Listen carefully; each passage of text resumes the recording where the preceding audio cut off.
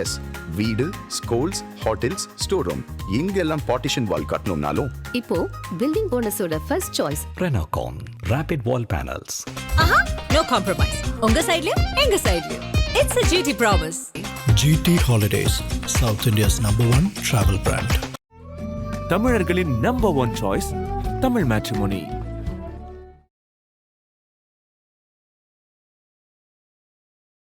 தமிழகத்தில் தன்னுடைய தேர்தல் பிரச்சாரத்தை தொடங்கியிருக்கிறார் பிரதமர் நரேந்திர மோடி அவர்கள். அவர் பேசிய விவகாரங்கள் குறிப்பாக திமுக அட்டாக் ஓவரா இருந்தது. ரொம்ப முக்கியமா சொல்லணும்னா அதுல ஆட்சி மாற்றத்துக்கான திமுகவை அகற்றுவதற்கான கவுண்ட் டவுன் தொடங்கி விட்டது அப்படின்னு சொல்லியிருக்கிறாரு. அவருடைய பேச்சை எப்படி பாக்குறீங்க? ஒரு தேர்தலுக்குள்ள என்னென்னலாம் திமுகவுக்கு எதிரான திமுக ஆட்சிக்கு எதிரான பிரச்சனைகள், தமிழ்நாட்டுடைய சூழ்நிலை, என்னென்ன இஷ்யூஸ் அப்படிங்கறத டெக்ஸ்ட் புக்கு ஒரு கோனார் உரை போட்ட அந்த கோனார் உரைன்னு ஒண்ணு வரும். அந்த கோனார் உரை மாதிரி ஒரு அரசியல் உரையாக அவருடைய உரை இன்னைக்கு அமைந்தது நான் ரொம்ப விசேஷமாக பார்க்கிறேன். இது பங்காளி சண்டை தான், எங்களுக்குள்ள மனஸ்தாபங்கள் இருந்தது உண்மைதான். கோபதாபங்களை நாங்கள் நீக்கிவிட்டு அதையெல்லாம் ஒதுக்கிவிட்டு திமுகவை ஆட்சியிலிருந்து விரட்டுவதற்காக நாங்கள் ஒன்றிணைந்திருக்கிறோம். நடந்த இந்த மாநாடு இது திமுக தலைவர்கள் மத்தியில, குறிப்பா ஸ்டாலின், முதலமைச்சர் ஸ்டாலின் அவர்கள் இந்த மாநாடை எப்படி பாப்பார் அப்படின்ட்டு நீங்க நினைக்கிறீங்க? பிரதமர் தலைமையிலான அந்த மாநாடு முடிஞ்ச உடனே ஸ்டாலின் அவர்கள் ஒரு வீடியோ செய்திகளை அது டபுள் இன்ஜின் இல்ல, பிரதமர் சொன்னது டபுள் இன்ஜின் இல்ல, அந்த டப்பா இன்ஜின் தமிழ்நாட்டுல ஓடாது. அப்படி என்றால் எந்த அளவுக்கு பிரதமருடைய பேச்சும் அந்த பேச்சினுடைய கருத்துகளும் ஆளும் கட்சியான திமுகவிற்கு ஒரு கிலியை ஏற்படுத்தி இருக்கிறது, ஒரு பயத்தை ஏற்படுத்தி இருக்கிறது. தேர்தல் ஆணையம் நினைத்திருந்தால், அல்லது ரொம்ப வெளிப்படையாக சொல்ல வேண்டும் என்றால் மத்திய தேசிய பாஜக நினைத்திருந்தால், விசில் சின்னம் கொடுக்காமல் 234 தொகுதியிலையும் விஜய்க்கு 234 சின்னம் கொடுத்தாங்கன்னு வச்சுங்க, அவருக்கு எவ்வளவு வாக்கு வங்கி இருக்கோ அதுல பாதி அதிலேயே காணாம போயிடும்.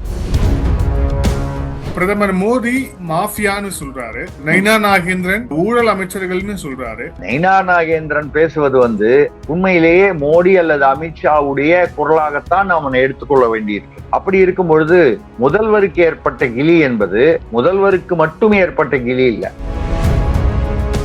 ஆதரணியர்களுக்கு அன்பு வணக்கம். இன்றைய சிறப்பு நேர்காணலில் நம்முடன் இணைந்திருக்கிறார் தமிழக அரசியலின் ஆசிரியர் திரு சக்தி சுந்தரராமன் அவர்கள். சார் வணக்கம். வணக்கம், சொல்லுங்க சார். இப்போ தமிழக அரசியல்ல நடக்காத பல விஷயங்கள் இன்னைக்கு ஒரே நாள்ல நடந்திருக்கு. ஒண்ணு, தேசிய ஜனநாயக கூட்டணியுடைய அந்த மதுராந்தகத்தில் அவர்கள் நடத்திய மாநாடு. இரண்டாவது, இபிஎஸ் தினகரன் இருவரும் சேர்ந்து, அன்புமணி எல்லாரும் சேர்ந்து செய்தியாளர்களை சந்தித்ததுன்னு சொல்லிட்டு பல அதிரடி திருப்பங்கள் இன்று ஒரே நாளில் சில மணி நேரங்களில் நடந்திருக்கிறது அப்படிங்கிறத பாக்குறோம். இத பத்தி தான் இதுல ஃபுல்லா விரிவா பேசலாம் அப்படின்ட்டு. முதற்கட்டமாக தமிழகத்தில் தன்னுடைய தேர்தல் பிரச்சாரத்தை தொடங்கி இருக்கிறார் பிரதமர் நரேந்திர மோடி அவர்கள். அவர் பேசிய விவகாரங்கள் குறிப்பாக திமுக அட்டாக் ஓவரா இருந்தது. ரொம்ப முக்கியமா சொல்லணும்னா அதுல சொன்னாரு, ஆட்சி மாற்றத்துக்கான திமுகவை அகற்றுவதற்கான கவுண்ட் டவுன் தொடங்கி விட்டது அப்படின்னு சொல்லியிருக்கிறாரு. அவருடைய பேச்சை எப்படி பாக்குறீங்க? உங்களுடைய பார்வை சார். நேயர்களுக்கு வணக்கம்.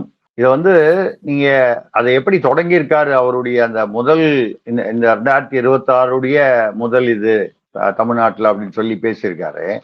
அதுல பாத்தீங்கன்னா திருவனந்தபுரத்துல எங்க போயிட்டு இதுவரைக்கும் பாஜக அங்க எந்த ஒரு மாநகராட்சியும் கைப்பற்றாத ஒரு நிலையில அங்க இப்போ சில வெற்றிகள் பெற்றிருக்காங்க. வழக்கமா கேரளால கம்யூனிஸ்ட், மார்க்சிஸ்ட், அதாவது மார்க்சிஸ்ட் கம்யூனிஸ்டும் காங்கிரஸும் தான் போட்டியா இருக்கும். பாஜக என்பது வளரும் கட்சி தான் கேரளாவில. அங்க முதல் முறையா மாநகராட்சி தேர்தலில் சில வெற்றிகள் பெற்றிருக்காங்க. திருவனந்தபுரம் மாநகராட்சியில பிஜேபி மேயர் வந்திருக்காரு. அதெல்லாம் அதோட இந்த விஷயத்தை கம்பைன் பண்ணி வர்றாரு. அதாவது ஏதோ சொல்லுவாங்க, இந்த வெற்றி திலகமிட்டு அப்படிங்கிற மாதிரி தமிழ்நாட்டுக்குள்ள இந்த ஒரு மிகப்பெரிய ஒரு மாநாடு. இதுல நீங்க சொன்ன மாதிரி பல ரெக்கார்டு பிரேக்குகள் நடந்திருக்கின்றன. முதல்ல மோடி அவர்கள் வழக்கமாக கலந்து கொள்வது ஒரு பாஜக மாநாடாக இருக்கும். பாஜக கூட்டம் மாநாடு அப்படி இருக்கும். இது அந்த தேசிய ஜனநாயக கூட்டணி சார்பாக அமையக்கூடிய அதிமுக தலைமையில் அப்படின்னு சொல்லக்கூடிய, எடப்பாடி அவர்கள் தலைமையில் சொல்லக்கூடிய மிகப்பெரிய ஒரு அளவுல ஏறத்தாழ ஒரு 5 லட்சம் பேர் கலந்து கொண்டதாக அந்த தகவல்கள் வருகின்றன. முக்கியமான ஒரு விஷயம் என்னன்னா, அது ரொம்ப பார்க்கறதுக்கே நமக்கு நம்ம சமீப கால அரசியல்ல நம்ம வந்து காண முடியாத ஒரு அதிசயம் என்ன நடந்ததுன்னா, எடப்பாடி அவர்களுக்கு இந்த பக்கம் அது முடிஞ்சவொடனே அந்த பிரஸ் மீட்ல கூட பாத்தீங்கன்னா, எடப்பாடி இந்த பக்கம் வந்து ஒரு அன்புமணி சாரும், அந்த பக்கம் வந்து டிடிவி தினகரனும் உட்கார்ந்திருந்தது வந்து ஒரு அபூர்வ காட்சியாக இருந்தது. எனக்கு தெரிஞ்சு ஏறக்குறைய ஒரு 17 வருடங்களாவோ என்னமோ ஒரே மேடையில் தோன்றாத டிடிவி அவர்களும் எடப்பாடி அவர்களும் ஒரே மேடையில் தோன்றிய காட்சி பல வருடங்களாகன்னு வச்சுங்களேன். அது மட்டும் இல்லாம அந்த மேடையில அவங்க வந்து பேசும்போது ஒருத்தருக்கு ஒருத்தர் வந்து எடப்பாடி அவர்களை அப்படியே எங்கேயாவது ஒரு இதுன்னா கூட அப்படி ஒரு தவிர்த்து விட்டு ஒருவர் பெயரை கூட இன்னொருத்தர் வந்து சொல்லாத அளவுக்கு ஒரு அந்த மாதிரி ஒரு நிலைமை இருந்தது. அந்த நிலைமையிலிருந்து பாத்தீங்கன்னா இப்ப இன்னைக்கு வந்து டிடிவி வந்து அவரை சகோதரர்னு சொல்றாரு. அவரும் வந்து நாங்க வந்து அதாவது எங்களுக்குள்ள வந்து பல மனஸ்தாபங்கள் இருக்கலாம்னு ஒருத்தருக்கு ஒருத்தர் பேசுறது வந்து மேடையிலேயே இந்த பிரஸ் மீட்லயும் சரி அந்த இதுலயும் வந்து பேசும்போது டிடிவி அவர்களும் குறிப்பிட்டாரு, அதுக்கு முன்னாலேயும் குறிப்பிட்டாரு. இது பங்காளி சண்டை தான், எங்களுக்குள்ள மனஸ்தாபங்கள் இருந்தது உண்மைதான், கோபதாபங்களை நாங்கள் நீக்கிவிட்டு அதையெல்லாம் ஒதுக்கிவிட்டு திமுகவை ஆட்சியிலிருந்து விரட்டுவதற்காக நாங்கள் ஒன்றிணைந்திருக்கிறோம் சொல்லி பொன்மனச்செம்மல் எம்ஜிஆர் அவருடைய அம்மாவுடைய ஆட்சியை நிறுவுவதற்காக அப்படின்னு 2 பேரும் பேசியிருக்காங்க. மோடி அவர்கள் பேசும்போது அந்த மேடையிலே இன்னும் பல கட்சி இந்த சின்ன சின்ன கட்சிகள் அவர் ஜி.கே. வாசன் உட்பட அவரு ஜான் பாண்டியன், ஐஜேகே, அதுக்கப்புறம் ஏசி சண்முகம், இப்படி பல இன்னும் திருமாறன், இப்படி பல தலைவர்கள் அங்க வந்து இருந்தது பார்க்க முடிஞ்சது. இது ஒரு பலமான ஒரு கூட்டணி இல்ல ஒரு மெகா கூட்டணிக்கு அச்சான். இதுல மெயினா நீங்க பார்க்கணும் அப்படின்னு சொன்னால் மற்ற சிறு கட்சிகள்லாம் வந்து ஒரு ஜாதி ரீதியான கட்சிகள் அந்த மாதிரி வந்து வரக்கூடியவை. அதை தாண்டி பெரிய அளவுக்கு உள்ள கட்சிகள் அப்படின்னு சொன்னா உங்களுக்கு வந்து அதிமுக, பாஜக, பாமக, அதுக்கப்புறம் தான் ஜி.கே. வாசனுடைய கட்சி தமாக, அப்புறம் மற்ற சிறு கட்சிகள்லாம் வருது. ஆனால் நீங்க வந்து இதெல்லாம் சிறு கட்சிகள் அப்படின்னு வந்து நான் அதை ஏன் வந்து இந்த மெகா கூட்டணி அதுக்கான பலமான ஒரு அஸ்திவாரம்னு சொல்றேன். இன்னும் கொஞ்சம் சில கட்சிகளாமும் வந்து இணையம்னு சொல்லி எடப்பாடி பேசினாரு பிரஸ் மீட்ல. அது யார் இணையறான்னு அது இன்னும் மிச்சம் இருக்கிறது வந்து பாத்தீங்கன்னா எனக்கு தெரிஞ்சது ஒரு 2 பேர் தான். அதாவது அவர் மனசுல நினைச்சு சொல்லி இருக்கக்கூடியது ஒண்ணு வந்து தேமுதிக வரலாம், வருவதற்கு வாய்ப்பு இருக்கிறதுன்னு சொல்லலாம். இன்னொன்னு வந்து ஐயா ராமதாஸ் அவர்கள் தலைமையிலான, அதாவது பாமக ஓரளவுக்கு கட்சி இன்னும் பிளவுபடலைன்னா கூட ஒரு பிரிவா இருக்கு. அதை தாண்டி அவர்கள் வந்து திமுகவுக்கு போகணும்னு நினைச்சா கூட அங்க இப்ப சமீபத்துல அங்க போனாதான் இதுடைய முக்கியத்துவம் புரியும். இந்த மெகா கூட்டணியின் அஸ்திவாரத்தின் ஐயா ராமதாஸ் அவர்கள் திமுக கூட்டணிக்கு போனோம்னு ஆசைப்பட்டு ஜி.கே. மணி, அருள் இவங்களை வச்சு பேசிக்கிட்டு இருக்காரு. ஆனால் அங்க திமுக என்ன சொல்லிட்டாங்க, நீங்க உள்ள வந்தா விசிக வெளியே போயிடும், அவங்கள கன்வின்ஸ் பண்ணணும்னா நீங்களே பண்ணீங்கன்னு சொல்லிட்டாங்க. யார? ஐயா ராமதாஸ் அவர்கள். அதாவது அன்புமணிக்கு கொஞ்சம் வந்து அதிகமான ஒரு சப்போர்ட்டும், ஐயா ராமதாஸ் அவர்களுக்கு என்னுடைய கணிப்புல வந்து கொஞ்சம் குறைவான சப்போர்ட். பாமகவுக்குள்ள ஒரு பிரிவு எடுத்தா 50-50 இருக்காது, அன்புமணி பக்கம் கொஞ்சம் அதிகமாக ஒரு ஆதரவு இருக்கலாம், ஏன்னா அவருடைய வயது மற்ற பிற சூழ்நிலைகள் கருதி. அந்த வகையில வந்து திருமாவளவன் வந்து 2-3 நாட்களாக அருள் அந்த இவரு ஐயா ராமதாஸ் பக்கம் இருக்கக்கூடிய அந்த எம்எல்ஏ வந்து தொடர்பு கொண்ட போது, நேற்று கூட மீட்டிங் வரணும், ஐயா ராமதாஸ் அவர்களே கூட உங்களை வந்து சந்திக்க தயார்னு சொன்னதுக்கு அப்புறமும் அவர் நாசுக்காக ஒதுக்கிட்டு எங்கேயோ வெளியூர் போறேன்னு வெளியூர் போயிட்டார். அப்ப என்ன அர்த்தம் அதுல இருந்து தெரியுதுனால், ராமதாஸ் அவர்கள் தலைமையிலான அந்த ஒரு பிரிவுன்னு சொல்லலாம், நீங்க அதை எப்படி வேணாலும் ஒரு பகுதின்னு சொல்லலாம், அவங்க வந்து திமுக கூட்டணியில் இணைவதாக இருந்தால் விசிக தான் வெளியே போகிறேன் அப்படிங்கிற ஒரு ஏறத்தாழ அதை வந்து அவர் உணர்த்தி காட்டியிருக்கிறாரு திருமாவளவன். அது அவருடைய விருப்பம், அது அரசியல் சௌகரியம்னு சொல்லலாம். அப்போ எங்க வருதுன்னா ஆட்டோமேட்டிக்கா இப்போ வந்து ராமதாஸ் ஐயாவும் இந்த தேசிய ஜனநாயக கூட்டணியில் வந்து இணைய வேண்டிய ஒரு சூழ்நிலையில் இருக்கிறார். என்னை பொறுத்தவரை நான் முன்னாலேயே கூட நம்ம ஆதன் நேயர்களோடு பகிர்ந்து கொண்ட போது கூட நம்ம பேசியிருக்கோம். இறுதியில வந்து 2 பேரும் அப்பா பையன் சமாதானம் மாறுறது தவிர வேற வழி இல்லை அவங்க 2 பேருக்கும். இதை வந்து அமித்ஷா தலைமையிலான, அதாவது மோடி தலைமையிலான பாஜக, இந்த அமித்ஷா தலைமையிலானன்னு சொல்லக்கூடிய பாஜக இதை எப்படியாவது நிறைவேற்றி காட்டும். என்ன மிஞ்சி போனா வந்து அவங்களுக்குள்ள சீட்டு வந்து இவ்வளவு சீட்டுன்னு சொன்னா, உங்களுக்கு எவ்வளவு சீட்டு, அந்த அணிக்கு எவ்வளவு சீட்டு, 2 பேரும் மாம்பழத்துல நில்லுங்க, இல்லைன்னா மாம்பழ சின்னம் கிடைக்காதுன்னு சொன்னால், கட்சியின் நலனுக்காக அவர்கள் சார்ந்த அந்த இயக்கம் இவ்வளவு வருஷமாக 35 வருடங்களாக வந்து அரசியல் செய்து கொண்டு இருக்கும் பொழுது, இந்த அரசியல் வீணாக போக வேண்டாம் என்பதற்காகவாவது இவ்வளவு நாளே சேர்ந்திருக்கலாம். ஆனா வந்து சேர வேண்டிய ஒரு கட்டாயம். இந்த அழுத்தத்தை தேசிய பாஜக ராமதாஸுக்கும் சரி, அவர் அன்புமணி அவர்களுக்கும் சரி அதை கொடுக்கும். கூடிய விரைவில் அவர் இணைவார்னு சொல்லலாம். தேமுதிகவும் இணைஞ்சதுன்னா என்னை பொறுத்தவரை ஓரளவுக்கு தமிழ்நாட்டில் இப்படி ஒரு கூட்டணி அமைப்பு வந்து தெளிவாகுது. இதுல வந்து மோடி அவர்கள் வந்து நீங்க சொன்ன மாதிரி ரொம்ப அழகா அவர் வந்து ஒரு ஒரு தேர்தலுக்குள்ள என்னென்னலாம் வந்து திமுகவுக்கு எதிரான, திமுக ஆட்சிக்கு எதிரான பிரச்சனைகள், தமிழ்நாட்டுடைய சூழ்நிலை, என்னென்ன இஷ்யூஸ் அப்படிங்கிறத அப்படியே ஒரு சம்மரி மாதிரி ஒரு நம்ம அந்த வயசுல சொல்லுவாங்க, இந்த டெக்ஸ்ட் புக்கு வந்து ஒரு கோனார் உரை போட்ட அந்த கோனார் உரைன்னு ஒண்ணு வரும். அந்த கோனார் உரை மாதிரி ஒரு அரசியல் உரையாக அவருடைய உரை இன்னைக்கு அமைந்தது வந்து நான் ரொம்ப விசேஷமாக பார்க்கிறேன். ஏனென்றால் நீங்க இந்த உடம்பு சரியில்லைன்னு போனா இந்த அக்கு பங்க்சர்னு ஒரு முறை இருக்கு.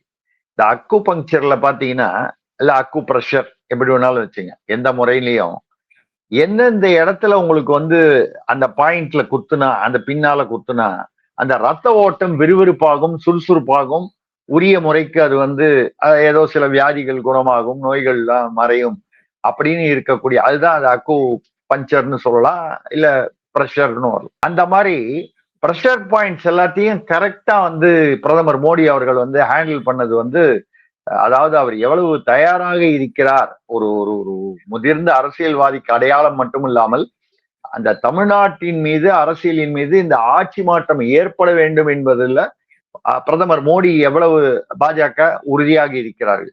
ஏற்கனவே அமித்ஷா அவர்கள் புதுக்கோட்டைக்கு நேரு நாகேந்திரனுடைய நடைப்பயணம் முடியும் போது வந்து திமுக ஒழிக்கப்பட வேண்டும்னே பேசினார். மோடி பேசின போது ஆட்சி அகற்றப்பட வேண்டும் தான் பேசினாரு. அமித்ஷா அவர்கள் இன்னும் கொஞ்சம் அழுத்தமாக பேசக்கூடியவர். அவர் வந்து திமுக அப்ப கூட நயனா நாகேந்திரன் வந்து 13 அமைச்சர்கள் மீது வந்து வழக்குகள் இருக்கு, அவங்க வந்து கைது செய்யப்படுவார்கள்.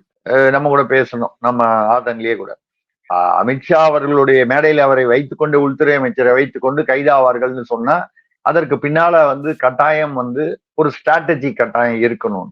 இப்போ ஏறத்தாழ மோடி அவர்கள் பேசியதுல பாத்தீங்கன்னா எல்லாத்தையும் கொண்டு வந்துட்டார். தமிழ்நாட்டுல போதை கலாச்சாரம் இருப்பது, இந்த பக்கம் வந்து பாத்தீங்கன்னா அதான் சட்டம் ஒழுங்கு பிரச்சனைகள், இதை எல்லாத்தையும் வரிசையா பேசிட்டு முக்கியமா எதை பேசுறாருன்னா திருப்பரங்குன்றம் டச் பண்றாரு. ரொம்ப முக்கியமா அவர் சொன்ன வார்த்தையில சிஎம்சி, அதாவது ஆமா, அதுல சிஎம்சி அப்படிங்கிற ஒரு வார்த்தையை குறிப்பிட்டார் பிரதமர் Modi. Corruption, mafia, crime government. ஊழல், அதுக்கப்புறம் இந்த மாஃபியா கும்பலுடைய அராஜகம், அதுக்கப்புறம் வந்து தமிழ்நாட்டின் சட்டம் ஒழுங்கு கேலி கூத்தாக இருக்கிறது அப்படின்னு 3த்தையும் அழகா ஒரு இடத்துல காயின் பண்ணார். சோ ஒட்டுமொத்தமா இந்த திமுக மேலுக்கு எதிர்ப்ப ஒரு இடத்துல வந்து திரட்டுறாரா? இதோடைய பின்னணி என்னவா இருக்கும்? மாஃபியா அப்படின்னு பயன்படுத்துறதுக்கான காரணமா என்னவா இருக்கும்? இல்ல, அது சொல்லும் போதே அது வந்து அவர் வந்து அந்த அந்த இதை சொல்லும் போது, ஏன்னா அவர் ஹிந்தியில பேசுறது எனக்கு ஹிந்தியும் தெரியும், அதனால வந்து ஏன்னா தமிழ்ல மொழிபெயர்ப்பு செய்தவர் வந்து நல்லாதான் மொழிபெயர்த்தாரு. இருந்தாலும் ஆங்காங்கு 1-2 அந்த அந்த என்ன சொல்றது, அந்த அந்த பாயிண்ட்டுகள் வந்து அந்த மொழிபெயர்ப்புல வந்து மிஸ் ஆகுது அப்படிங்கிறது என்னுடைய ஒரு, ஏன்னா எனக்கு ஹிந்தியும் தெரியுங்கிறதுனால சொல்றேன். அவர் சொல்லும் போது என்ன சொன்னாரு, அந்த மாஃபியா சிஎம்சின்னு சொல்லும் போது கிரிமினல், கிரைமு, அப்புறம் மாஃபியா, கரப்ஷன் 3ஐயும் சொன்னாரு. இந்த மாஃபியா சொல்லும் போது சொன்னாரு, இந்தியில சொன்னதை நான் தமிழ்ல சொல்றேன், அதாவது விட்டு போனதையும் சேர்த்து அந்த மொழிபெயர்ப்புல சொல்றேன். அதாவது திமுக சார்ந்தவர்களுக்கு அதில் உள்ள அந்த மாஃபியா, அந்த குற்றங்களில் உள்ள தொடர்பு, அதுதானே முக்கியம். இது வந்து நீங்க அதை எங்க கொண்டு போய் அதை உடனடியாக நம்ம வந்து அதை எந்த இதை வைத்துக் கொண்டு அவர் பேசுகிறார் அப்படி என்று அதுக்கு பின்னால் உள்ள பின்னணி என்னன்னு பாத்தீங்கன்னா, யார் அந்த சார்னு எடுத்துக்கலாம். கள்ளக்குறிச்சியில நடந்த கள்ளச்சாராய அந்த நிகழ்வுக்கு பிறகு, அந்த சாவுகளுக்கு பின்னால் வந்து 2 திமுக எம்எல்ஏக்கள் வந்து அந்த கள்ளச்சாராயம் வந்து காய்ச்சப்படுவது, அந்த அந்த இதுக்கு பின்னால தொடர்ந்து அவர்கள் வந்து ஈடுபட்டு இருந்தார்கள் என்று அப்பொழுது வந்த தகவல். அதே மாதிரி நிறைய இடங்கள்ல வந்து இந்த ரவுடிகள் இந்த மாதிரி இந்த சட்ட ஒழுங்கு பிரச்சனை ஏற்பட்ட போது அதற்கு பின்னால் திமுக அல்லது திமுக சார்பானவர்கள், திமுக நிர்வாகிகள் அதில் ஈடுபட்டிருந்தது. இது தமிழ்நாட்டில் நடந்து நம்ம தினசரி தகவல்களில், பத்திரிகைகளில் பார்த்து செய்திகளில் தெரிந்து கொள்கிறோம். ஆனால் மோடி அவர்கள் எங்கேயோ டெல்லியில உட்கார்ந்துக்கிட்டு இந்த செய்திகளுக்கு கட்டாயம் பிரதமர் அவருக்கு வந்து உளவுத்துறை மூலமாகவும் வேறு வேறு வழிகளிலும் ஆளுநர் மூலமாகவும் இதெல்லாம் வந்து போகத்தான் போகும். ஆனா அதையெல்லாம் அழகாக தொகுத்து அந்த அவர், ஏன்னா எனக்கு வந்து அது வந்து என்ன சொல்றதுன்னா, இந்தியில அவர் பேசுறது இந்தியில பேசினாரு. அந்த இந்தியில பேசும்போது அந்த தொடர்பையும் அவர் வந்து அழகாக ஒரு நாசூக்காக குறிப்பிட்டிருந்தார். அந்த மாஃபியாத்தனத்தோடு, மாஃபியா என்பது வந்து நம்ம என்ன சொல்றது, ஒரு அராஜகம்னு வச்சுங்களேன். அந்த அராஜகம் அது வந்து திமுகவோடு எப்படி தொடர்பு பட்டிருக்குங்கிற ஒரு வார்த்தையை வந்து இந்தியில் வந்து அவர் குறிப்பிட்டார். அது மொழிபெயர்ப்புல என்னை பொறுத்த வரைக்கும் அது விட்டு போச்சு அப்படிங்கிறது இது.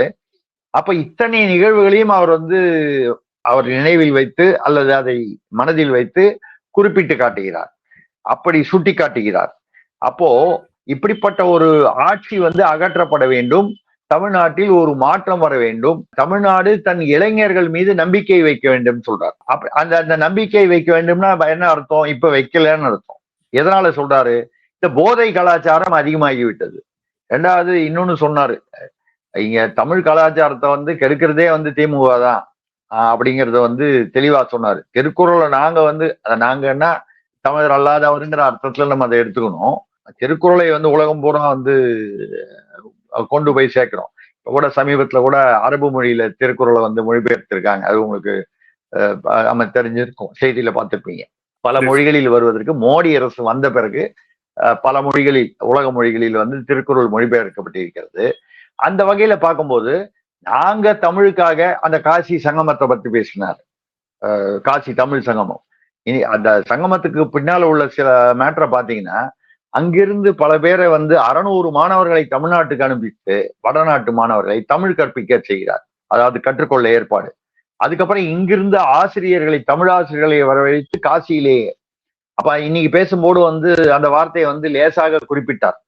அது மொழிபெயர்ப்புலையும் அவர் சொன்னாரு, காசியில் தமிழில் வந்து பிள்ளைகள் ஆங்காங்கு பேசிக் கொண்டிருப்பதை பார்க்க மகிழ்ச்சியாக இருக்கிறது அப்படி சொல்லி சுப்பிரமணிய பாரதிக்கு வந்து அங்க வந்து ஒரு என்ன சொல்றது, சீட்டுன்ற மாதிரி காசி அந்த பல்கலைக்கழகத்தில் வந்து அந்த இருக்கைன்னு சொல்லக்கூடிய சுப்பிரமணிய பாரதி பெயர், மகாகவி சுப்பிரமணிய பாரதி பெயரில் அப்படின்னு சொல்லும்பொழுது, தமிழுக்காக நாங்க இவ்வளவு செய்யறோம், ஆனா தமிழ்நாட்டுல இருக்கிற திமுக ஆட்சி தமிழுக்காக என்ன செய்கிறது, தமிழ் கலாச்சாரத்துக்கு எதிராக போகிறதுன்னு சொல்லும்போது ரொம்ப அழகா அந்த இடத்துல திருப்பரங்குன்றத்தை கொண்டு இணைச்சார். ஒரு தீபத்தூண் ஏத்துறதுக்கு, ஒரு விளக்கேத்துறதுக்கு வந்து முடியாம இருக்கு, அதற்கு வந்து சிறுபான்மையினருடைய ஓட்டுக்காகன்றத வந்து சிறுபான்மையினர் வார்த்தையை வந்து பயன்படுத்தாமல் ஓட்டுக்காக வந்து அந்த, அதாவது இந்து சிறுபான்மை அப்படின்னு எந்த பெயரையும் குறிப்பிடாமல் மிக அழகாக அதை வந்து குறிப்பிட்டு, அதாவது இந்துக்களுக்கான உரிமை மறுக்கப்படுகிறது,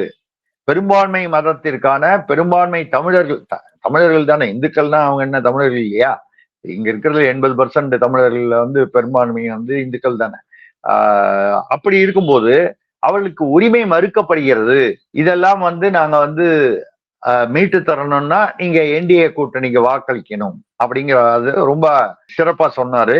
அதே மாதிரி ஒருத்தர் பேரை விடாமையும் வந்து கரெக்டா வந்து அந்த தலைவர்கள் பேர் எல்லாரும் எடப்பாடியான பழனிசாமி அவர்கள் இதுல வந்து சொல்லி அதுல இருந்து ஆரம்பிச்சு எல்லாருடைய பெயரையும் சொன்னாரு. சின்ன சின்ன கட்சிகள் தலைவர்கள் பெயரை கூட சொல்லி, இல்ல இதை வந்து நம்ம எப்படி பாக்குறோம்னா, இந்த கூட்டம் மட்டும் பார்க்காம இந்த கூட்டத்துடைய இம்பாக்ட் இதுல பாத்தீங்கன்னா, அதாவது சாதி ரீதியாக அரசியலை பார்க்க கூடாது என்பதில் நான் வந்து பொதுவாக உறுதியாக இருந்தாலும் வேற வழி இல்ல, தமிழ்நாட்டுல சாதி ரீதியான அரசியல் தான் நடைபெறுது அப்படிங்கும்போது அதை பத்தி பேசிதான் ஆகும். இப்ப அங்க பாத்தீங்கன்னா ஒரு சிறு சிறு கட்சியுமே அநேகமாக ஒரு சிறு இயக்கம் அல்லது வந்து ஒரு சாதியை அடிப்படையாக கொண்ட இயக்கமா இருக்கு. ஜான் பாண்டியன் எடுத்தீங்கன்னா தேவேந்திர குல வேளாளர், அவர் ஏசி சண்முகம் அவர் எடுத்துட்டீங்கன்னா முதலியார், அப்புறம் வந்து ஐஜேகே பாரிவேந்தர் எடுத்துக்கிட்டீங்கன்னா உடையார், இப்படி திருமாறன் எடுத்துக்கிட்டீங்கன்னா அது. அப்புறம் விவசாயிகள் கட்சி அவர் ஒரு அந்த முகங்கள் தென்பட்டன அந்த மேடையில. அதாவது அதிமுக பாஜக தலைவர்களை தாண்டி அவர்கள்லாம் இருந்தாங்க. ஒரு சோசியல் இன்ஜினியரிங்கா இந்த கூட்டணி வந்து, ஏன்னா நீங்களே சொன்ன மாதிரி நார்த்துக்கு அன்புமணி, சவுத்துக்கு தினகரன், அப்புறம் டெல்டாக்கு வாசன், அப்புறம் சவுத்துல வந்து ஜான் பாண்டியன், கிருஷ்ணசாமி அப்படின்னு சொல்லிட்டு, சோ ஒரு பேன் தமிழ்நாடு சோசியல் இன்ஜினியரிங்ல இந்த கூட்டணி வந்து கட்டமைக்கப்பட்டிருக்கு அப்படிங்கறத வந்து புரிஞ்சுக்கலாம். அதுல என்னோட கேள்வி என்னன்னா, இப்போ இன்னைக்கு நடந்த இந்த மாநாடு இது திமுக தலைவர்கள் மத்தியில, குறிப்பா ஸ்டாலின், முதலமைச்சர் ஸ்டாலின் அவர்கள் இந்த மாநாடை எப்படி பாப்பார் அப்படின்ட்டு வந்து நீங்க நினைக்கிறீங்க? ஏன்னா திமுக கூட்டணி தான் ஸ்ட்ராங்கா இருக்கு அப்படின்னு தொடர்ச்சியாக வந்து ஊடகங்களை, எல்லா ஊடகங்கள்லயும் வந்து பேசிக்கொண்டே இருக்கக்கூடிய விஷயத்துல, ஆனா அந்த கூட்டணி இப்ப வரைக்கும் வந்து ஒருங்கிணைந்து ஒரே மேடையில உட்கார்ந்து இந்த மாதிரி மாநாடு, தேர்தலுக்கான மாநாடு அப்படின்னு அவங்க இன்னும் போடவே இல்லை. காங்கிரஸ் இன்னும் வந்து முரண்டு பிடிச்சிட்டு இருக்கு அப்படிங்கறத பாக்குறோம். ஆனா இந்த பக்கம் ஃபுல் அண்ட் ஃபுல் சீல் ஆகி இப்போ வந்து பிரதமரே நேரடியாக வந்து தொடங்கி வச்சிருக்காரு அப்படிங்கறத பாக்குறோம். இப்ப ஸ்டாலினோட மனநிலை எப்படி இருக்கும் சார்? இல்ல, அந்த மனநிலை நீங்க அந்த பிரஸ் மீட்ல வந்து பாத்தீங்கன்னா, எடப்பாடி இந்த பக்கம் வந்து நான் சொன்ன மாதிரி இவரு ஒரு பக்கம் வந்து அன்புமணி ராமதாஸ், ஒரு பக்கம் வந்து டிடிவி தினகரன் உட்கார்ந்து அந்த பிரதமர் போனதுக்கு அப்புறம் அந்த பிரஸ் மீட் கொடுத்தாங்க, நான் பார்த்தேன். அதுல வந்து சொல்லும்போது இது பொருந்தா கூட்டணியாங்கிற மாதிரி ஒரு நிருபர்கள் வந்து கேட்கும்போது, ஒரு அழுத்தத்தினால ஏற்பட்ட கூட்டணியா நிருபர்கள் கேட்கிறாங்க. அதுக்கு எடப்பாடி வந்து பதில் சொன்னாரு, வைகோ அவர்கள் வந்து எவ்வளவு திமுகவுக்கும் திமுக தலைவருக்கும் எதிராக பேசியிருக்கிறார், ஆனால் வந்து அவர் வந்து கடைசியில எங்க வந்தாரு, அதை விட வந்து ஒரு பெரிய இது வந்து மாடியில வந்து அறிவாலயத்துல இருந்து, அறிவாலயங்கிறத மீன் பண்ணி மாடியில வந்து ரெய்டு பண்ணிட்டு இருக்காங்க மத்தியில் இருந்த காங்கிரஸ் அரசு, கீழே வந்து காங்கிரஸோடு திமுக கூட்டணி பேசி கொண்டிருக்கிறது, அதெல்லாம் நீங்க கேட்க மாட்டீங்களே அப்படின்னு சிரிச்சுட்டு கேட்டுட்டு போயிட்டாரு. ஆனா நாங்க வந்து எங்களுக்கு எந்த மனசு வருத்தமும் இல்லை, சந்தோஷமா தான் நாங்க வந்து கூட்டணி இருக்கோம்னு சொன்னாரு. அதுலயே பல விஷயங்கள் வந்து புரியும். நீங்க அந்த பக்கம் பேசும்பொழுது காங்கிரஸ் இன்னும் வந்து ஒரு முடிவுக்கு வரவில்லை. நீங்க சொல்றது உண்மை. ஏன்னு கேட்டா, ஒரு பக்கம் வந்து திமுக கூட்டணியோடு தான் இருக்கணும்னு சொல்லக்கூடிய செல்வ பெருந்தகை, ப சிதம்பரம் போன்றவர்கள், இன்னொரு பக்கம் ஒரு பிரவீன் சக்கரவர்த்தி, ராஜேஷ்குமார், அப்புறம் ஒரு சோடங்கர்லாம் வந்து தாவேகா பக்கம் போகணும்னு சொல்றாங்க. அங்க போய் மல்லிகார்ஜுன் கார்கேவையும் அவர் பேர் என்ன ராகுல் காந்தியும் பார்த்துட்டு வந்ததுக்கு பிறகும் நீங்க போங்க, உங்களுக்கு நாங்க முடிவு சொல்றோம், எங்க முடிவு பிரகாரம்னு சொன்னாங்களே தவிர இன்னும் வந்து குழப்பம். இன்னைக்கு கூட அவரு பிரவீன் சக்கரவர்த்தி வந்து தாவேகாவுக்கு வந்து விசில் ஒதுக்கப்பட்டிருக்கிறது தனி சின்னமாக, அதுக்காக வந்து விசில் ஊத தொடங்கி விட்டது அப்படின்னு தாவேகா ஆதரவாக அவர் பேசியிருக்கிறார். நம்ம வந்து அது ஆதரவா பேசுறது தப்பு, ரைட்டுன்னு சொல்லல. அப்ப இன்னும் அங்க காங்கிரஸ் கட்சியில குழப்பம் தீரவில்லை. இந்த பக்கமா அந்த பக்கமா என்கிற முடிவை யாரால எட்ட முடியவில்லை? தேசிய, அங்க வந்து சோனியா குடும்பம் கூட பேசும்போது வாரிசு அரசியலை பத்தி எடப்பாடியும் பேசினாரு, நயினார் நாகேந்திரன் பேசினாரு, பிரதமர் அவர்களும் அதை வந்து டைனாஸ்டி பாலிடிக்ஸ்ன்னு சொல்லி பேசினாரு. அதே மாதிரி இன்னொன்னு முக்கியமா பிரதமர் குறிப்பிட்டதான் சொல்லணும், திமுகல வந்து இருக்கணும்னா, அங்க வந்து திமுக கூட்டணியில இருக்கணும்னா ஆமாம் சாமி போட்டாதால் முடியும். அதாவது திமுகவுடைய கூட்டணி கட்சிகள் வந்து அழுத்தத்திற்கு ஆளாகிறார்கள் அப்படிங்கிறத வந்து நாசூக்காக அவர் வந்து தெரிவித்தார். அது தெரிஞ்ச விஷயம் தானே. திமுகவை எதிர்த்து யாராவது பேசினா அந்த கூட்டணியில வந்து ஆதவர்ஜுனா வந்து அதிகாரத்தில் பங்கு என்று பேசிய போது, விசிகாவில் இருந்து கொண்டு பேசிய போது என்ன நடந்தது? ஆதவர்ஜுனாவை வந்து கட்சியை விட்டு விலக்க வேண்டியது, இல்ல அவரே விலக வேண்டிய இப்படி ஒரு சூழ்நிலை வந்தது. இந்த மாதிரி பல விஷயங்கள் பார்த்தீங்கன்னா, திமுகவுக்கு எதிராக கூட்டணியில் காங்கிரஸ் தலைவர்கள் யார் பேசினார்களோ அவர்களுக்கெல்லாம் வந்து ஏதோ ஒரு வகையில் வந்து திமுக எதிர்வினை தெரிவித்தது. அப்ப ஆமாம் சாமி போட்டாதான் அந்த கூட்டணியில இருக்க முடியும் திமுக. அப்பதான் வந்து திமுகவிலேயே ஆமாம் சாமி போட்டாதான் வளர முடியும்னு பிரதமர் சொல்றாரு. இது வந்து என்னுடைய ஒரு கணிப்பில் அவர் வந்து சொல்லுவது என்னவென்றால், இந்த சீனியர் வர்சஸ் ஜூனியர் அங்க உள்ளது. அதாவது வாரிசு அரசியலுக்கு நீங்க ஆமாம் போட்டால்தான், அதை ஏற்றுக்கொண்டால்தான் அங்க வந்து நீங்க இருக்க முடியும்னு. இதை வந்து நீங்க எங்க நினைச்சு பார்க்கணும்னா, துரைமுருகன் சமீபத்துல வந்து முந்தானத்தை நம்ம வந்து தேர்தலில் இருந்து அரசியல்ல இருந்து ஓய்வு பெறேன்னு சொன்னார். அந்த மாதிரி வந்து இதெல்லாம் பார்க்கும்போது அங்க சீனியர் வர்சஸ் ஜூனியர்னு இருக்கும்போது, ஏன்னா ஆமாம் சாமி போடுவது இல்லை அப்படின்னு. அதே மாதிரி ஆராசா அவர்கள் வந்து இவரை வந்து கூட்டணியில் உள்ள திருமாவளவனை வந்து ஒருமையில பேசி அவர் சாதி தலைவர்னு பேசினார். அப்போ அந்த பக்க கூட்டணியில பலமா இருப்பதாக வந்து தங்களை சொல்லிக்கொள்ளும், வலிமையாக இருப்பதாக சொல்லிக்கொள்ளும் அந்த திமுக கூட்டணியில் உண்மையிலேயே பலவீனங்கள், பல பிரச்சனைகள், உள்குத்து சிக்கல்கள் கட்சிக்குள்ளாகவும் இருக்கிறது, கூட்டணிக்குள்ளாகவும் இருக்கிறது. இப்ப இவங்க வந்து எதிர்கட்சிகள், திமுக எதிர்ப்பான கட்சிகள் சிதறுண்டு இருக்கின்றன என்ற அந்த ஒரு நிலை மாறி இப்போ ஏறத்தாழ விஜயும் சீமானும் தனி என்ற அப்படி வந்து வச்சுக்கிட்டோம்னா பாக்கி எல்லாரும் வந்துட்டாங்க. இப்போ விஜய் வந்து கடைசி நிமிடத்தில் எந்த வகையில் முடிவு செய்வார் என்ற ஒரு கேள்வியும் இருக்கிறது. இன்னும் சில கட்சிகள் சேரலாம் என்பதில் விஜய் கட்சியை மனசுல வரலாம். அது ஏன் எதை வச்சுட்டு சொல்றேன்னா, தேர்தல் ஆணையம் நினைத்திருந்தால் அல்லது ரொம்ப வெளிப்படையாக சொல்ல வேண்டும் என்றால் மத்திய தேசிய பாஜக நினைத்திருந்தால் விசில் சின்னம் கொடுக்காமல் 234 தொகுதியிலையும் விஜய்க்கு வந்து 234 சின்னம் கொடுத்தாங்கன்னு வச்சுங்க, அவருக்கு எவ்வளவு வாக்கு வங்கி இருக்கோ அதுல பாதி வந்து அதுலயே காணாம போயிடும். ஏன்னா குழப்பம் ஏற்பட்டுரும். ஒரு தொகுதிக்கு இன்னொரு தொகுதிக்கு வந்து அங்க பனைமரம் இருக்குன்னு வைங்க, அடுத்த தொகுதியில பனைமரம் வந்து ஒரு சுயேட்சை கொடுத்துருப்பாங்க, அவன் மாத்தி குத்திட்டு போயிடுவான், கன்ஃபியூஸ் ஆகி தாவேகாவுடைய தொண்டனே கூட. இது வந்து ஏற்படக்கூடிய ஒரு விஷயம். அப்படி இல்லாம கொடுக்குறாங்க அப்படின்னு சொன்னால் இன்னும் சில அதாவது ஆச்சரியகரமான, அது வந்து திமுகவுக்கு அதிர்ச்சி தரக்கூடிய சில மாற்றங்கள் அல்லது வந்து நிகழ்வுகள் ஏற்படலாம் என்பதுதான் என்னுடைய கணிப்பு. இப்போ நீங்க வந்து ஸ்டாலின் அவர்கள், முதல்வர் அவர்கள் வந்து எப்படி எடுத்துக்கொள்வார்னு சொன்னீங்க. பிரதமர் பேசும்போது இது ஒரு டபுள் இன்ஜின், நான் பல இடங்கள்ல பீகார்லயும் அதே தான் பேசினாரு. மகாராஷ்டிரால அதுக்கு முன்னால வெற்றி பெற்ற டெல்லியில எல்லா இடத்துலயும் இந்த டபுள் இன்ஜின் அப்படிங்கிற அந்த ஃபார்முலா பாஜகவுடைய தேசிய ஃபார்முலா. அதாவது அங்க அண்ணாமலை கூட சமீபத்துல அதை மகாராஷ்டிரால பேச போய் தானே அந்த பிரச்சனை வந்தது. அவரை வெட்டுவேன், குத்துவேன், காலை வெட்டுவேன்னு சொல்லி ராஜ் தாக்கரே சொன்னது ட்ரிபிள் இன்ஜின்னாரு. மும்பை முனிசிபல் கார்பரேஷன் பிஎம்சி அந்த தேர்தலுக்காக அங்க வந்து பட்னாவிஸ் வந்து மாநில இதுல பாஜக ஆட்சி, கூட்டணி ஆட்சி, மத்தியில் வந்து பாஜக ஆட்சி, அதுவும் கூட்டணி ஆட்சி தான் அப்படின்னு சொல்லும் போது ஒரு ட்ரிபிள் இன்ஜின் சொன்னார். இது வந்து இங்கேயும் வந்து அந்த டபுள் இன்ஜின்ங்கிறத 2 தடவையோ 3 தடவையோ வந்து பிரதமர் வந்து மென்ஷன் பண்ணார். 2-3 தடவை, குறைந்தபட்சம் 3 முறை என்று ஞாபகம். அப்படி சொல்லும் பொழுது முக்கியமான ஒரு விஷயத்தை இண்டிகேட் பண்ணாரு. நாங்க இவ்வளவு வருஷத்துல 11 வருஷத்துல இந்த மோடி ஆட்சிக்கு வந்து நேரடியா அதே அதிகார பகிர்வு மூலம் கிட்டத்தட்ட ஒரு 3 லட்சம் கோடி தமிழ்நாட்டிற்கு நிதி ஒதுக்கப்பட்டிருக்கிறது. அப்புறம் மொத்தமாக பார்த்தால் வந்து 11 லட்சம் கோடி மற்ற வகையில் அப்படின்னு சொல்லி அதெல்லாம் சொன்னாரு. திட்டங்கள்லாம் எவ்வளவு வந்திருக்கு. இந்த ரயில்வே பட்ஜெட் வந்து 7 காங்கிரஸ் யூபிஏ அரசு இருந்த போது இருந்ததை போல 7 மடங்கு இப்போது வந்து அதிகமாகி இருக்கிறது அப்படிங்கிறதெல்லாம் வந்து குறிப்பிட்டாரு. வந்தே பாரத் போன்ற ரயில்கள் வந்தன, 80 ரயில்வே நிலையங்கள் வந்து புதுப்பிக்கப்படுகின்றன, மேம்படுத்தப்படுகின்றன, இதெல்லாம் வந்து குறிப்பிட்டு சொன்னார். இதுல அவர் சொன்னதுக்கு பதிலா வந்து இப்பொழுது அதாவது உடனடியாக பிரதமருடைய அந்த மாநாடு, இந்த பிரதமர் தலைமையிலான அந்த மாநாடு முடிஞ்ச உடனே ஸ்டாலின் அவர்கள் வந்து ஒரு வீடியோ இப்போ செய்திகளை வந்துட்டு, அது டபுள் இன்ஜின் இல்ல, பிரதமர் சொன்னது டபுள் இன்ஜின்ல, அந்த டப்பா இன்ஜின் தமிழ்நாட்டுல ஓடாது. அப்ப எந்த அளவுக்கு திமுகவிற்கு அடுத்த 2 அல்லது 5 நிமிடங்களில் இந்த காணொளி வெளியே வருகிறது.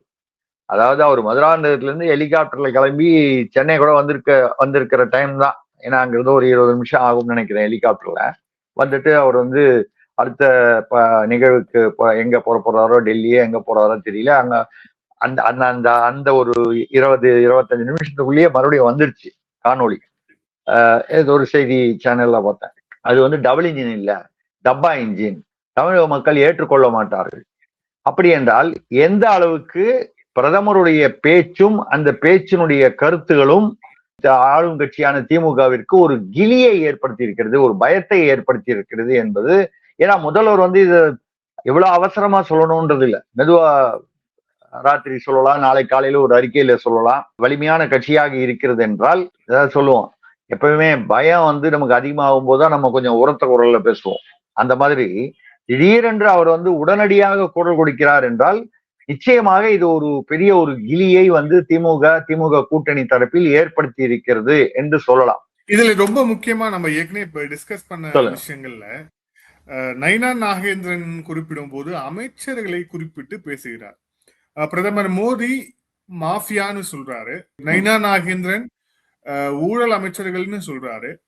சோ இப்போ இது திமுக தலைமையை தாண்டி திமுகல நிறைய அமைச்சர்கள் இருக்கிறாங்க, முக்கிய புள்ளிகள் இருக்கிறாங்க, ஊழல் குற்றச்சாட்டுக்கு உள்ளான அமைச்சர்கள் இருக்கதான் செய்யறாங்க. சோ அவங்களுக்கு இது என்ன மாதிரியான ஒரு கிலிய வந்து ஏற்படுத்தும் அப்படின்னு நினைக்கிறீங்க, குறிப்பா அமலாக்கத்துறை அந்த ஆங்கிள்? அதான் இப்போ வந்து அவர் வந்து சொல்லும் போது வந்து ஒரு மாற்றம் ஏற்படுத்துவோம், தமிழ்நாட்டில் வந்து ஆட்சி மாற்றம்னு சொல்லாம கிட்டத்தட்ட ஒரு ஒரு இப்ப நடக்கும் அந்த அந்த வாழ்க்கை முறையே வந்து அவர்கள் வந்து மாற்றி விட்டார்கள் திமுக ஆட்சியில. குறிப்பா வந்து அந்த போதை அதை பத்தி பேசும்போது அவர் சொல்றது, அப்படி சொல்லும் பொழுது ஒரு மாற்றத்தை ஏற்படுத்துவோம், போதை மாஃபியாங்கிறத பத்தி ரொம்ப தெளிவா சொல்றாரு. இது ஒரு பக்கம். அப்புறம் ஊழலை பற்றி நிறைய சொல்லும் பொழுது இங்க நயனா நாகேந்திரன், அதாவது அதுதான் சொல்றது, இப்ப நயனார் நாகேந்திரன் என்ன பேச போறாரு இந்த மேடையிலயோ இல்ல அமித்ஷா இருக்கிற மேடையிலயோ பேசுறது, கண்டிப்பாக பிரதமர் அல்லது அமித்ஷா அந்தந்த அவர்களுடைய அனுமதி இல்லாமல் எந்த கட்சியுமே அப்படி வந்து மாநில தலைவரை எதை வேணாலும் பேசு, உனக்கு உள்ளூர் அரசியலுக்கு தகுந்த மாதிரி நீ பேசிக்கன்னு விட்டுற மாட்டாங்க. ஒரு ஒரு ஒரு வட்டம் போட்டு அந்த வட்டத்திற்குள்ளே பேச வேண்டும். அப்படி ஒரு காலம் அந்த வட்டத்தை தாண்டி பேசினால் அதை அவர்கள் அனுமதிக்காமல் இருப்பதற்கான சாத்தியக்கூறுகள் அதிகம்.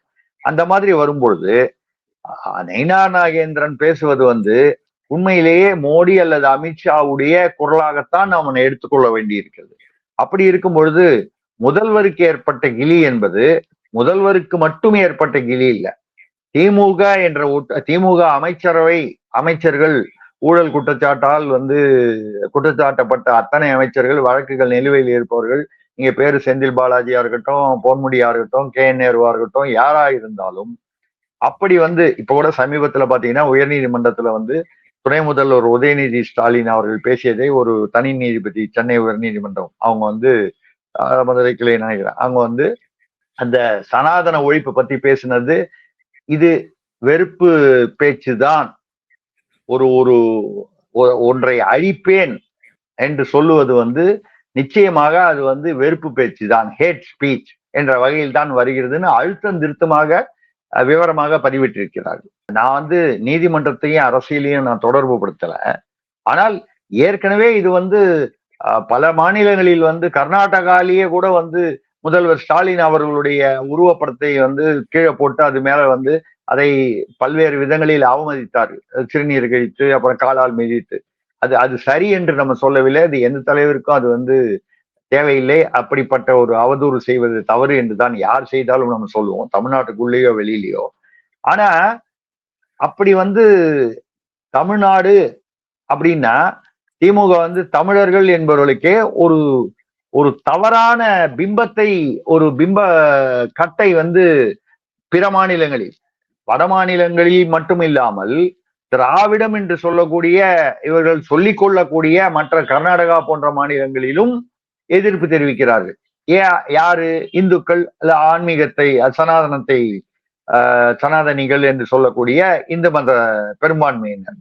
அப்போ இப்ப நடப்பது வந்து மோடி வந்து என்ன பண்றாருன்னு சொன்னால், என்னை பொறுத்தவரை இது வந்து ஒரு கன்சாலிடேஷன், திமுகவுக்கு எதிரான இல்லை திராவிடம் என்று சொல்லக்கூடிய அந்த திராவிட மாடலுக்கு எதிரான ஒரு கன்சாலிடேஷனை மோடி வந்து ஏற்படுத்துவதற்கான ஒரு அடையாளமாக இந்த மாநாட்டை நான் பார்க்கிறேன்.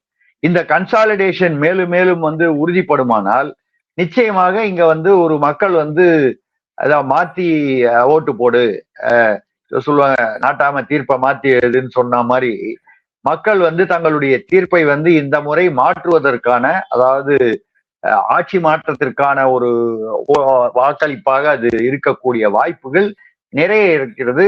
இன்னைக்கு வந்து அதற்கான அஸ்திவாரம் அமைக்கப்பட்டதுன்னு சொல்றேன். அந்த அஸ்திவாரத்தை பார்த்து திமுக எந்த அளவுக்கு பயந்திருக்கிறது என்பதற்கு முதல்வர் வந்து அடுத்த 10 நிமிடங்களில் பதில் சொல்ல வீடியோ காணொளி வெளியிட வேண்டிய ஒரு அவசியமும் அழுத்தமும் வந்ததற்கு காரணம் இது என்று சொல்ல முடியும். அவரு மோடி பேசும்போது விவசாயிகள், மீனவர்களுக்கெல்லாம் எவ்வளவு தூரம் வந்து மோடி அரசு, அதாவது பாஜக அரசு எவ்வளவு கோடிகள் வந்து கொடுத்திருக்காங்க, 12,700 கோடி வந்து தமிழ்நாட்டு விவசாயிகளுக்கு வாங்கியிருக்காங்க. அந்த நேரடி கணக்குல நாங்க கொடுக்குறோம்னு அழுத்தமா சொல்றாரு. அதாவது என்னன்னா, நடுவுல புரோக்கர் வச்சு கமிஷன் சம்பாதிக்கல, இந்த கமிஷன்னு சொல்றாரு ஒரு பக்கம், இன்னொரு பக்கம் என்டிஏ அரசு வந்து விவசாயிகளுக்கு நேரடியாக கணக்கில் வந்து அது 6,000 ரூபாய் அப்படித்தானே கணக்குல தானே போடுறாங்க. அது மாதிரி 4 லட்சம் கோடி இந்தியாவுக்கு போட்டிருக்கோம் அப்படின்லாம் சொல்லி, அதாவது அவர் தொடாத விஷயமே இல்லை. அது ஊழலாகட்டும், சட்ட ஒழுங்காகட்டும், போதைப் பொருளாகட்டும், திருப்பரங்குன்றம் போன்ற சென்சிட்டிவ் மேட்டர்ஸ் ஆகட்டும், ஜல்லிக்கட்டை பத்தி பேசினார். ஜல்லிக்கட்டை எதிர்த்தது வந்து காங்கிரஸ் திமுக அரசு தான். ஆனால் அந்த ஜல்லிக்கட்டு பாரம்பரிய தமிழ்நாட்டு வீர விளையாட்டை வந்து ஆதரித்து அதை சட்ட ரீதியாக அதற்கு வந்து அனுமதி வாங்கி கொடுத்தது பாஜக அரசு. அப்போ வந்து பாத்தீங்கன்னா திமுக அரசின் குறைபாடுகள், இங்க இருக்கக்கூடிய மக்களுடைய அதிருப்திகள் என்னங்கிறதையும் வந்து சரியாக வந்து அதை குறிப்பிட்டு சுட்டி காட்டுறது மட்டும் இல்லாமல் உணர்வுபூர்வமான விஷயங்களையும் வந்து தொட்டு காட்டுறார்.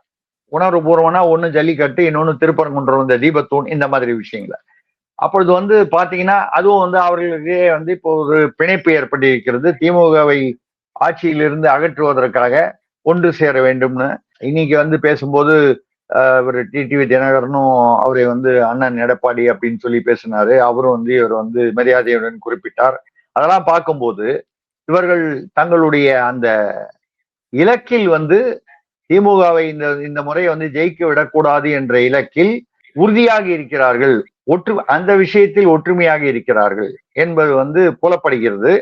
இந்த ஒற்றுமை அந்த பக்கம் அதே சமயத்துல வந்து இன்னும் காங்கிரஸ் எங்க போகுதுன்னு தெரியல. விசிகவுடைய, அதாவது விசிக இப்போதைக்கு அங்கதான் கூட்டணியில தான் இருக்கிற மாதிரி சொல்றாங்க.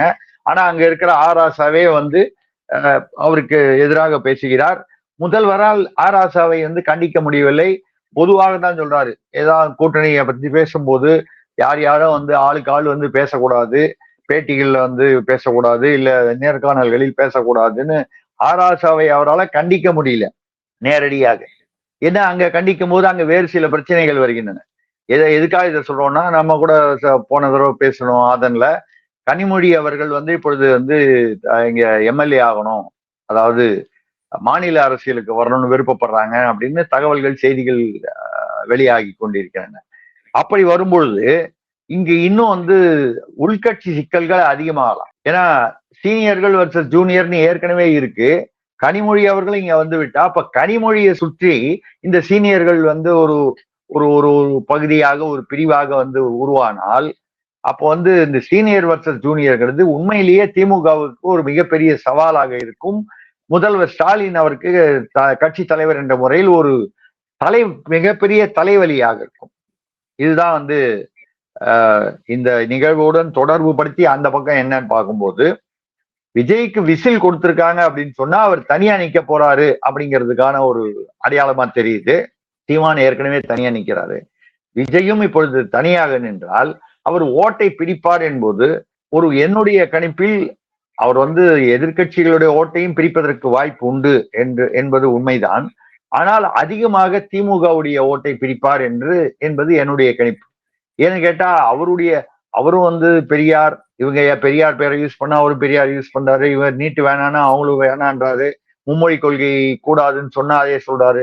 ஏறத்தாழ இதே கொள்கை சொல்லும் பொழுது சொல்ற மாதிரி அந்த தலையை மட்டும் வெட்டிட்டு வந்து அந்த இடத்துல வந்து வேற ஒரு தலையை மார்பிங் பண்ற மாதிரி திமுகவுடைய கொள்கைகளை எல்லாம் அதே, அதாவது ஊழலை தவிர பாக்கி எல்லாத்தையும், கோட்பாடுகளை எல்லாம் வந்து குறிப்பிட்டு ஆட்சி மாற்றம் வர வேண்டும் சொல்லும் பொழுது திமுகவிற்கு வழக்கமாக ஓட்டு போடுபவர்கள், அது தாவேகா தொண்டர்கள் என்ற முறையிலோ இல்ல விஜய் ரசிகர்கள் என்ற முறையிலோ இல்ல ஒரு மாற்றத்தை விரும்பணும்னு அவர்கள் வந்து இந்த தடவை அதிமுக தலைமையிலான பாஜக, தேசிய ஜனநாயக கூட்டணி இங்க ஓட்டு போடலாம்.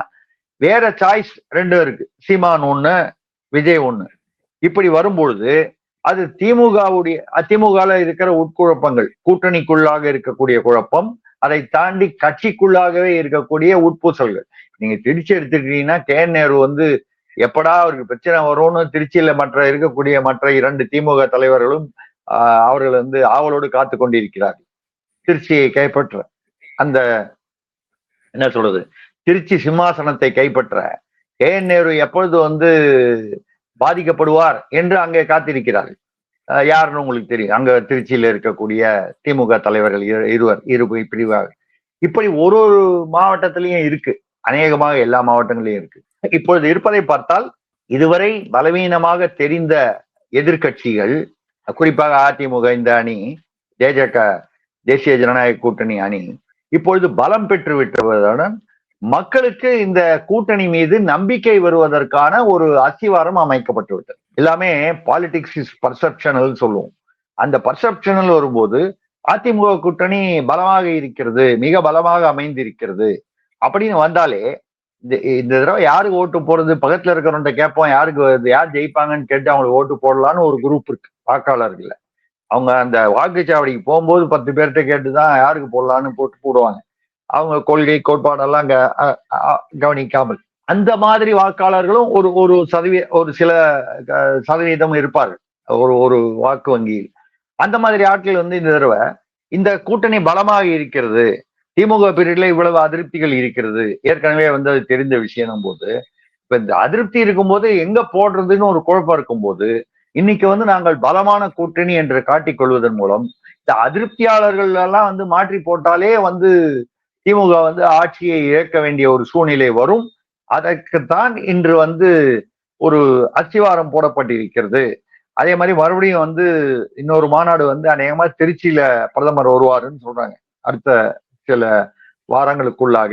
ஒண்ணு திருச்சியிலையும் ஒண்ணு மதுரையில. ஏன்னா திருப்பரங்குன்றம்னு ஒரு இஷ்யூ இருக்கிறதுனால மதுரையில போடணுங்கிறதுல அவரு விருப்பமா இருக்காருன்னு சொல்றாங்க. ஸோ இப்போ மதுரை தென் மாவட்டம்னா மதுரை வந்துடும், திருச்சி நடுவில் இருக்கக்கூடியது. ஸோ திருச்சி மதுரை குறைந்தபட்சம் இன்னும் 2 அல்லது 3 கூட்டங்களில், அதாவது இந்த கூட்டணி மாநாடுகளில் கலந்து கொள்வார்கள். இன்னைக்கும் பாத்தீங்கன்னா அதுலயும் பாத்தீங்கன்னா இன்னைக்கு ஒண்ணு கவனிக்க வேண்டிய ஒரு விஷயத்த பாத்தீங்கன்னா அவர் எல்லா தலைவர்களும் பேசினாரு. வேலுமணி அவர்கள் CV சண்முகம் அவர்களெல்லாம் பெயர் சொல்லி அழைத்து அந்த முதல்ல அட்ரஸ் பண்ணும்போது பேசுறாரு. இது வந்து சாதாரண ஒரு ஃபார்மாலிட்டி தான் நீங்க எடுத்துக்க முடியாது. வேலுமணியை சொல்லும் போது அது கொங்கு பகுதி, CV சண்முகத்தை பெயர் சொல்லும் போது வன்னியர்கள். இப்படி எல்லாத்துக்கு பின்னாலையும் ஒரு அரசியல் இருக்கு தமிழ்நாட்டுல மற்ற மாநிலங்களையும் இருக்கு, தமிழ்நாட்டுல கண்டிப்பா இருக்கு. இதெல்லாம் அட்ரஸ் பண்றாரு. இந்த குறைந்த சில அந்த மணித்துளிகளுக்குள்ள வந்து இவ்வளவையும் அட்ரஸ் பண்றாரு அப்படின்னு சொன்னால் நிச்சயமாக மோடி, அமித்ஷா அவங்க தானே தேசிய பாஜக, இவங்களுடைய பிளான் அது இன்னொன்னு குறிப்பிடணும்னு பாத்தீங்கன்னா அண்ணாமலை என்ற பெயர் சொல்லப்பட்டவுடன் வந்து ஒரு பெரிய கரகோஷம் வந்தது. 2 இடத்துல வந்து நான் கவனிச்சதுல வந்து மிகப்பெரிய கரகோஷம் கூட்டத்தில் இருந்து. ஒண்ணு அண்ணாமலைங்கிற பெயர் சொன்னோன்னு, இன்னொன்னு வந்து பாத்தீங்கன்னா டிடிவி தினகரன் வந்து எடப்பாடி பழனிசாமியை எடப்பாடி அண்ணன் அப்படின்னு சொன்னோன்னு ஒரு மிகப்பெரிய கரகோஷம் வந்து. அந்த கரகோஷத்தின் அர்த்தம் நான் எப்படி பாக்குறேன்னா, இவர்கள் இருவரும் இணைந்தது வந்து அதிமுகவில் அவர்களுக்கு அடிப்படை தொண்டர்களுக்கு மத்தியில் ஒரு மிகப்பெரிய ஒரு உற்சாகத்தை அளித்திருக்கிறது. இந்த உற்சாகம் அந்த பூத் கமிட்டியிலையும் தேர்தல் களத்திலையும் எதிரொலிக்கும் அப்படிங்கிறது தான் என்னுடைய கணிப்பு. நன்றி சார். விரிவா இதை பத்தி நம்ம அலசணும். இவ்வளவு நேரம் உங்களை நேரத்தை ஒதுக்கி கருத்தை பகிர்ந்ததுக்கு நன்றி சார். மிக்க நன்றி, வணக்கம்.